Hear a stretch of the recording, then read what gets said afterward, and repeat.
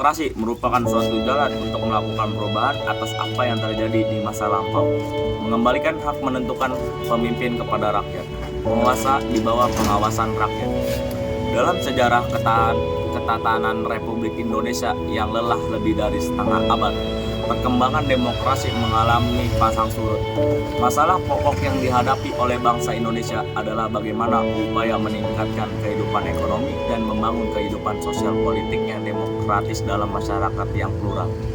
Demokrasi juga dapat diartikan sebagai seperangkat gagasan dan prinsip tentang kebebasan beserta praktik dan prosedurnya. Negara yang menganut sistem demokrasi akan memberikan kebebasan untuk warga negara menyampaikan pendapat. 1. Demokrasi parlementer 1945 sampai 1959. Macam-macam demokrasi di Indonesia. Yang pertama adalah demokrasi parlementer yang menonjolkan peran parlementer serta partai-partai. Akibatnya, persatuan yang digalang selama perjuangan melawan musuhnya bersama menjadi kendor dan tidak dapat dibina menjadi kekuatan konstruksif. Sesudah kemerdekaan, Undang-Undang Dasar 1945 menetapkan berlakunya sistem parlemen di mana badan eksklusif terdiri dari Presiden sebagai kepala negara konstitusional beserta menteri-menterinya yang mempunyai tanggung jawab politik. Karena fragmentasi partai-partai politik usai kabinet pada masa ini jarang dapat bertahan lama. Koalisasi dibangun dengan gampang pecah. Hal ini mengakibatkan distabilitas politik nasional. 2. Demokrasi terpimpin 1959 sampai 1965. Macam-macam demokrasi di Indonesia berikutnya adalah demokrasi terpimpin. Demokrasi terpimpin ini menyimpang dari demokrasi konstitusional dan menampilkan beberapa aspek dari partai politik.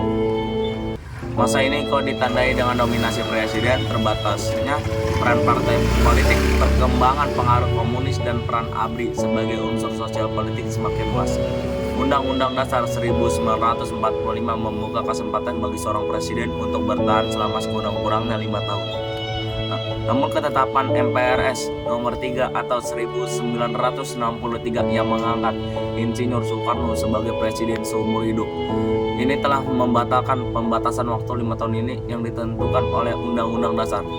Selain itu, banyak sekali tindakan yang menyimpang atau menyeleweng terhadap ketentuan-ketentuan Undang-Undang Dasar, seperti pada tahun 1960 Insinyur Soekarno sebagai presiden membubarkan Dewan Perwakilan Rakyat hasil pemilihan umum. Padahal dalam penjelasan Undang-Undang Dasar 1945 secara eksplisit ditentukan bahwa presiden tidak mempunyai wewenang untuk berbuat demikian.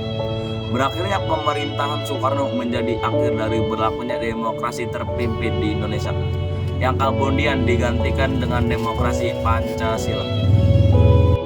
3. Demokrasi Pancasila, era Orde Baru dari tahun 1966 sampai 1998. Demokrasi Pancasila ini merupakan demokrasi konstitusional yang menonjolkan sistem presidensial. Landasan formal periode ini adalah Pancasila, Undang-Undang Dasar 1945, dan TAPS MPRS atau MPR dalam rangka meluruskan penyelenggaraan terhadap Undang-Undang Dasar 1945 yang terjadi pada masa demokrasi terpemimpin. Namun, dalam pengembangannya, peran presiden justru semakin dominan terhadap lembaga-lembaga negara yang lain. Melihat praktik demokrasi pada masa ini, nama Pancasila digunakan sebagai legitimasi politik penguasaan pada saat itu, sebab kenyataannya yang dilaksanakan tidak sesuai dengan nilai-nilai Pancasila. Dan yang terakhir, ada demokrasi di Indonesia periode reformasi. Presiden B.J. Habibie meletakkan fondasi yang sangat kuat pelaksanaan demokrasi di Indonesia pada masa selanjutnya. Habibie menghapus berbagai kekangan demokrasi yang berlaku di era Soeharto. Dalam masa pemerintahan Presiden B.J. Habibie muncul beberapa indikator pelaksanaan demokrasi di Indonesia. Salah satunya pada era reformasi diberikan ruangan kebebasan para pers sebagai ruangan publik untuk partisipasi dalam bangsa dan kenegaraan. Di era baru, peradaban pencabutan surat izin untuk pers kerap dilakukan apabila tidak sejalan dengan pemerintah.